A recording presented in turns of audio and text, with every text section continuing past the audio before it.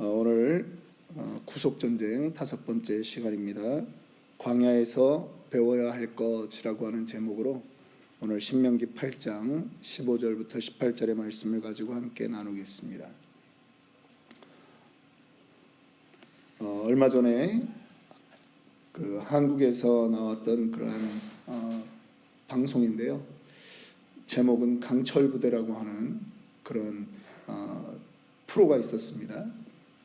한국의 해병대, 수색대, UDT, 특전사, 특임대, 707 특수부대 6개 부대를 전역한 사람 혹은 그 팀 가운데는 현재 현역으로 일하고 있는 사람들도 있는데 이런 사람들이 들어가 있는 그 6개 부대를 데리고 나와서 야외에서 해변가에서 경쟁을 시키는 겁니다. 다 똑같은 남자들인데 훈련의 강도는 아주 엄청 다르죠. 그 다음에 특별히 그들이 예전에 했던 그러한 특수 임무에 대한 것들도 서로 조금씩은 다릅니다. 그런데 하여간 대한민국 군대 가운데 제일 강하다라고 하는 이 6개 부대에서 그 출신들을 데리고 경쟁을 시키는 겁니다. 그리고 떨어지는 부대들이 생기도록 하니까 이 군인들이 얼마나 죽기 살기로 하는지 아주 그냥 악으로 깡으로 그렇게 합니다. 사람들이 그러한 전역을 한 지 이미 군대 제대한 지 10년이 넘은 사람들도 그 시합에 임하면서 옛날에 그 구호들을 외쳐가면서 그렇게 힘든 과정들을 지나는 것을 이렇게 보면서 참 훈련이라고 하는 것이 대단하다 그런 생각이 듭니다. 우리 성도들도 마찬가지 아니겠습니까? 정도의 차이는 있지만 우리도 훈련의 과정들을 거쳐갑니다. 그런데 사실 똑같은 인생살이를 산다고 해서 누구나 그 인생을 통해서 다 훈련이 되는 것은 아닙니다. 어떤 사람은 훈련이 되었다라고 자기는 생각하는데 옆에서 보면 여전히 훈련이 안 돼 있습니다. 늘 나약합니다. 훈련을 통해서 배워야 될 것이 있는데 제대로 배우지 못했다라고 하는 거예요. 고생하면 다 훈련이 되었다. 사람들은 그렇게 생각하곤 합니다. 그런데 고생을 하면서도 여전히 훈련이 안 된 모습들이 있을 수 있다라고 하는 것입니다. 입에서 원망과 불평이 계속 나옵니다. 그곳에서 벗어나지 못하는 거예요. 신앙생활 오래 했다고 자랑하면 안 되는 이유가 바로 그것입니다. 신앙생활의 여정에서 과연 제대로 배웠느냐라고 하는 것이에요. 말이 변하고 삶의 행동 양식이 변해야 됩니다. 우리가 하나님 백성으로 그렇게 살아야 된다라고 하는 것입니다. 지난 시간에는 은혜를 받았어도 라고 하는 제목으로 말씀을 전했는데요. 이스라엘 백성들은 이미 6월절에 은혜를 받았습니다. 구원을 얻었습니다. 그런데 그들이 바로의 품을 떠나서 이제 홍해 앞에 갔습니다. 뒤에는 믹돌이고 뒤에는 군사들이 쫓아옵니다. 그렇게 되자 다시 이 백성들이 원망하기 시작하는 겁니다. 심지어 모세를 원망하고 하나님을 원망합니다. 다시 애굽으로 돌아가는 게 낫겠다라고 하는 사람들도 있습니다. 그런데 하나님이 그들 앞에서 홍해를 갈라서 그들을 건너게 하십니다. 여러분, 일을 당할 때 조심해야 되는 것이 있습니다. 말을 조심해야 돼요. 입을 조심해야 돼요. 하나님이 어떻게 할지 모르는데 내가 이미 어려움에 빠졌다라고 해서 하나님 원망하고 울고 불고 하면 안 된다라고 하는 거예요. 느끼는 대로 생각난 대로 말하면 안 되는 거예요. 하나님이 하실 여지를 남겨놔야 되는 거예요. 기대하고 기도하고 기다려야 되는 것입니다. 이스라엘 백성들은 광야로 나왔습니다. 홍해를 건너면 가나안인 줄 알았는데 가나안이 아닌 거예요. 적과 꿀이 흐르는 땅이 아니라 광야라고 하는 것입니다.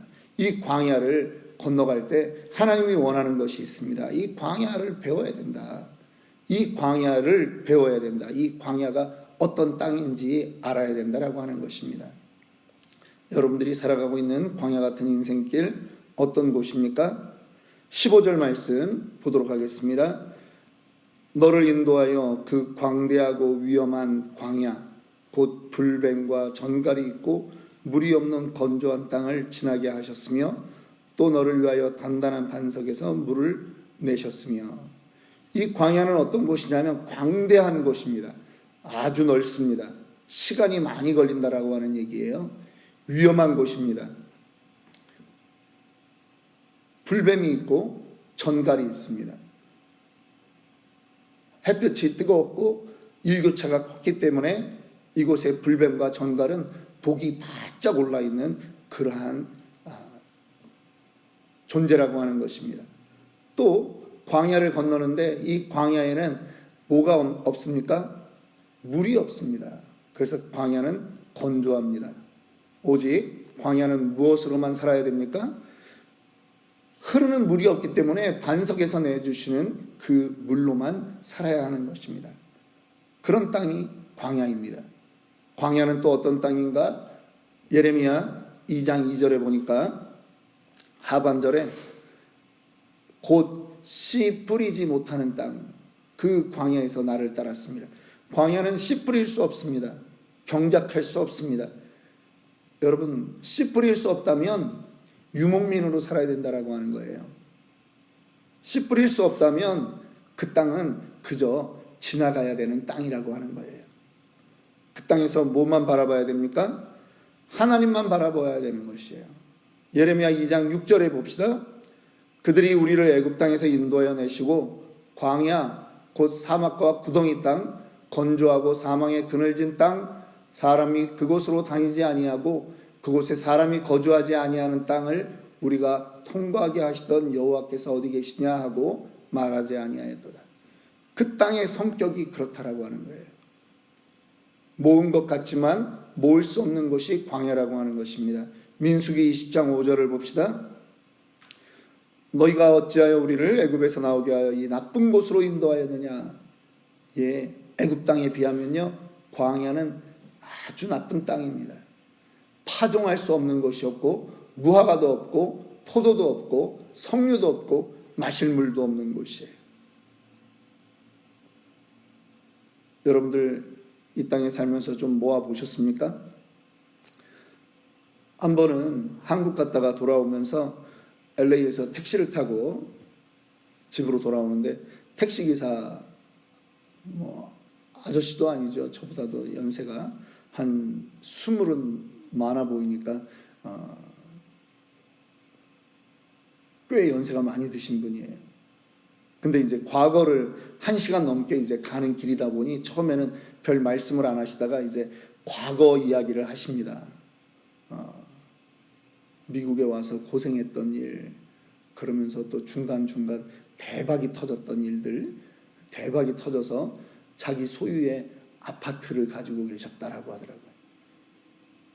150채가 넘는 아파트를 소유했던. 우리는 한국 그러면 이제 아파트는 한 채잖아요. 근데 미국은 다르잖아요. 아파트 그 전체 안에 그거의 소유주였다라고 하는 거예요. 그러면서 아주 과거를 회상하십니다. 그런데 결론은 무엇입니까? 예. 그러다가 어느 날 한번 뭐 잘못했다가 전부 다 날렸다는 거죠. 그런 이야기를 하시는 겁니다. 여러분, 그런 케이스는 꼭 소설을 안 가도 많이 있습니다. 예. 잘 살고 있는 것 같은데 어느 날 병이 걸려가지고 벌어놓은 돈 전부 다 병원 갖다 줘야 되는 그러한 일들도 많이 있습니다. 그런데 왜 그렇습니까? 그 땅의 성격이 그런 거예요. 광야가 그런 곳이라는 거예요. 그래서 광야에는 길이 없어요. 이사야 43장 19절에 하나님 말씀하십니다. 보라, 내가 새 일을 행하리니 이제 나타날 것이라. 너희가 그것을 알지 못하겠느냐? 반드시 내가 광야의 길을, 사막에 강을 내리니. 광야에는요 길이 없어요. 광야에는 물이 없어요.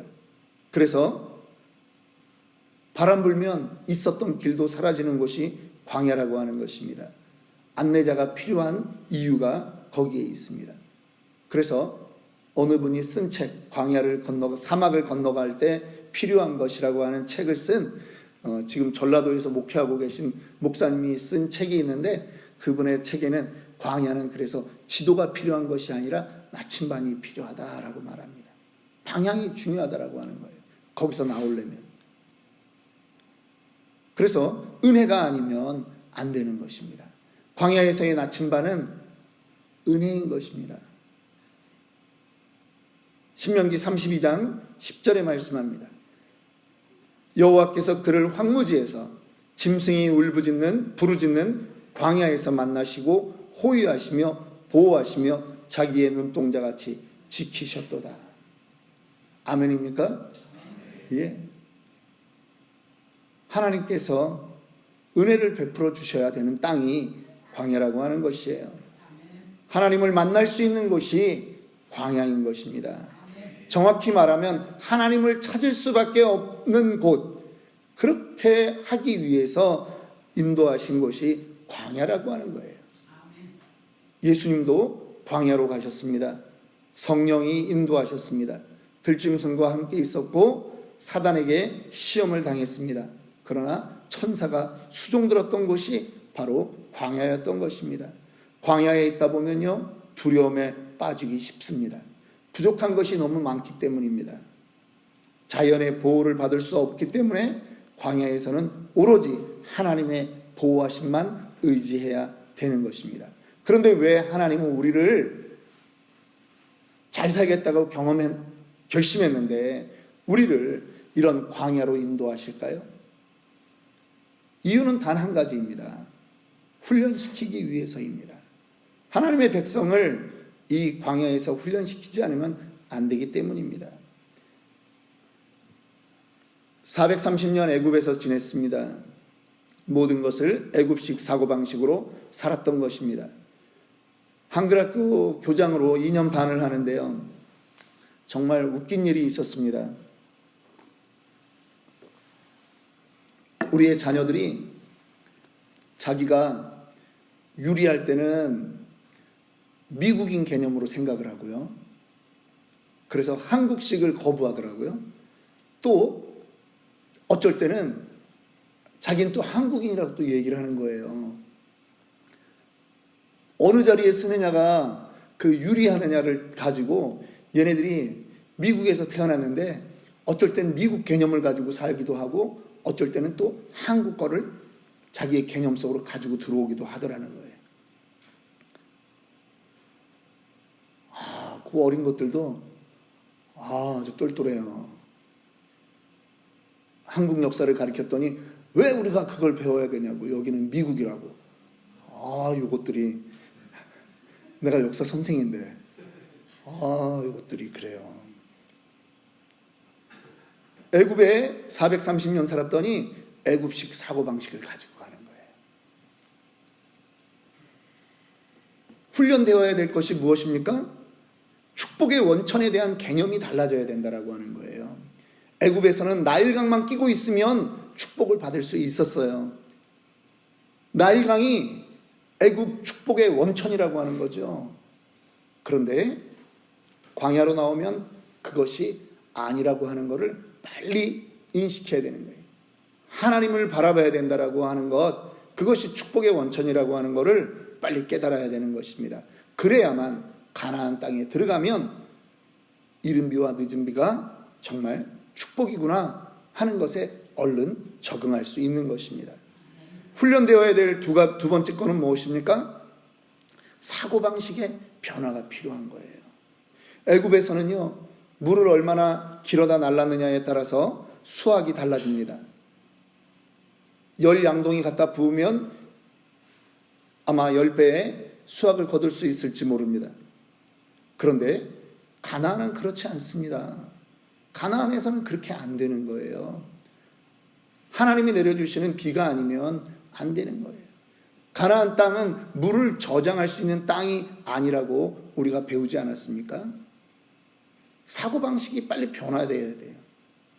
하나님 자녀들도 수고해야 되는 것 맞습니다. 노력해야 되는 건 맞습니다. 그러나 노력만 한다고 되는 게 아니다라고 하는 그 생각을 빨리 가져야 된다라고 하는 거예요. 노력하면 돼. 그게 아니라 하나님께 붙어 있어야 된다라고 하는 거를 빨리 머릿속에서 인식해야 되는 거예요. 내 노력만으로 되는 세상이 아니라고 하는 것, 그것을 배워야 된다라고 하는 거예요. 그래서 광야에서 배워야 될 거를 시편 127편에 시편 기자는 1절 2절에 이렇게 말씀했습니다. 우리 함께 읽겠습니다.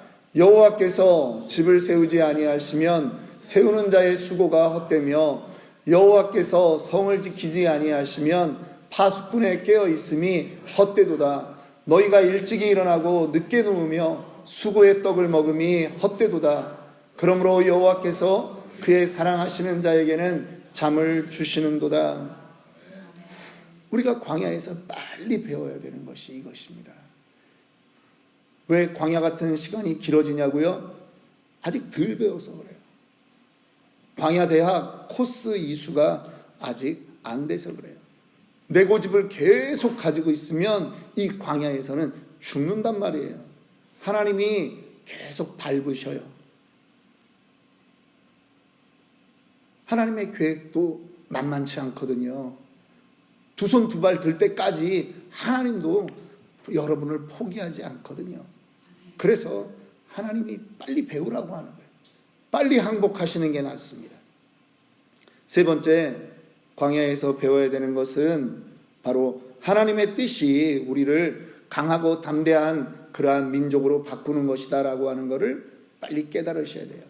모세의 시대가 다르고 여호수아의 시대가 다른 것입니다. 여호수아의 시대가 되면서 하나님이 계속 말씀하는 게 있습니다. 강하고 담대하라. 강하고 담대하라. 그 광야를 거쳐낸 백성들, 그 백성들은 가나안 땅에서 하나님만 바라보고 살고 하나님 앞에서 강한 민족으로 그 땅의 이방인들을 내어쫓는 그러한 담대한 민족이 되어야 된다라고 하는 것입니다. 이 땅이 소망둘 가치가 없다라고 하는 것을 빨리빨리 깨달으라고 하는 거예요. 내려놓을 거 내려놓으라고 하는 거예요. 믿음의 장성한 분량까지 자라나야 된다라고 하는 거예요. 그래서 훈련시키는 거예요. 여러분, 우리는 이 땅이 우리가 정두고 살아가는 그런 곳이 아닙니다. 믿으십니까? 이 땅은 훈련 장소예요. 이 땅이 영원할 것처럼 살면 안 돼요. 무엇인가 조금 가지고 있다고 그거에 만족하면 안 돼요. 계속적으로 이 땅에서는 우리는 훈련받는 거예요. 제가 잊을 수 없는 장면이 하나 있어요. 저희 한국에서 섬기던 모 교회에 그 지역에 페인트점을 하시던 그 분이 이제 교회를 출석하면서 5년, 6년 이렇게 출석을 하시는데 사람이 서서히 변하는 겁니다. 얼굴이 밝아지고요. 열심히 일합니다. 그리고 교회에 어디 좀 저희가 이제 크게 새로 이제 지었는데 그래도 교회 어디에 좀 흠이 있으면 이분이 주말에 나와가지고 페인트 칠을 하는 거예요. 그리고 다른 거 손볼 일이 있으면 자기가 거의 뭐 여기 미국 핸디맨 수준보다 높으니까 이분이 그거를 하는 거예요. 교회에서 전부 다 칭찬을 받습니다. 그런데 아마 우리 담임 목사님도 저분 정도라면 안수 집사로 좀 세워야 되겠다 이런 생각을 하셨던 것 같아요. 그런데 제가 다니던 그 교회는 지금까지도 40년 이상 뭐를 하고 있냐면 주보에 항상 성경 퀴즈가 들어가 있어요. 일주일에 7일이면 7장을 읽어야 되고 매 장마다 한두 개의 문제를 가지고 그거를 하게 되어 있어요. 그런데 바쁘다 보면 사람들이 성경도 안 읽을 뿐 아니라 담임 목사님이 고민해서 낸 시험 문제 그 주보 한 칸에 한 장 쭉 있는 거지만 그걸 잘 내지 않아요. 그런데 목사님이 이제 연초가 되었으니까 이제 막 시키는 거예요. 예. 아니 그래서 목사님이 연초에는 이렇게 찝어서 사람들을 일으켜 세워요. 집사님들 중에도 때로는 장로석에 장로님들이 계신데도 성경을 안 읽었으니까 하시겠습니까? 그러면 다들 예 죄송합니다. 다음부터 열심히 하겠습니다. 이렇게 이제 하는 거예요. 또 뭐 목사님이 뭐 아무나 막 불러서 그렇게 하겠습니까? 할만하니까. 근데 할만한데 잘 안 하니까 그렇게 이제 불러 세우는 거죠. 그런데 그날 그 앞에서 늘 한 3번째 줄에 앉아가지고 예배드리던 그 집사님, 지금은 뭐 이름도 까먹었습니다만 그분을 불러 세웠어요. 그리고 안무개 집사님, 이번 주에 성경을 안 읽으셨는데 성경 숙제를 꼭 하시겠습니까? 그러면 그냥 우리는 예 죄송합니다. 그냥 다들 그냥 웃고 그렇게 많은 거예요. 성도들 사실 뭐 한 400명 있어도 한 3분의 1만 하니까 목사님이 이거 강조하기 위해서 하는구나 그렇게 이해하면 돼요. 근데 이분이 안 앉는 거예요. 딱 서 있는 거예요. 사람들 많은 데서 자기를 창피줬다는 거예요. 목사님을 아래에서 째려보시더라고요.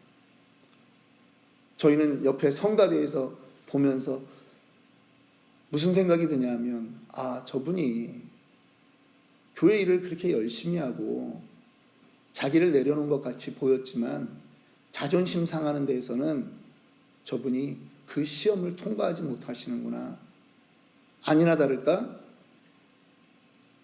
목사님이 앉으시라고 그러고 나서 앉고 나서 예배가 끝나고 장로님들한테 목사가 이럴 수 있느냐라고 하면서 따지고 그날 이후로 아무도 그분을 본 적이 없다 하는 그러한 얘기예요. 여러분들은 어떻게 생각하십니까? 교회는 전부 다 칭찬하고 격려하고 다 그러면 좋을까요? 때로는 교회에서도 광야에서 당하는 시험 같은 일들이 있을 수 있습니다. 교회에서도 사람들이 모여있기 때문에 그럴 수 있고요.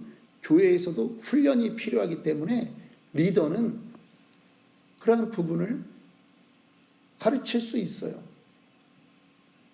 그게 그분 한 분만 어느 날 갑자기 세워서 했던 것도 아니고요. 그렇게 했을지라도 성경을 읽으라고 하는 것에 저는 담임 목사님이 틀리지 않았다. 저는 그렇게 생각해요. 그런데 자존심이 상해버렸더니 그 훈련을 못 넘어가는 거예요. 여러분, 이 땅에서 우리는 모든 것이 훈련이에요. 그런데 이 훈련을 잘 받아야 천국에 가서 하나님 앞에 온전히 예배하는 예배자가 된다라고 하는 거예요. 천국 갈 때까지 우리는 이 땅에서 거룩을 이루어가는, 성화를 이루어가는 그러한 믿음의 도전을 해야 되는 줄 믿습니다.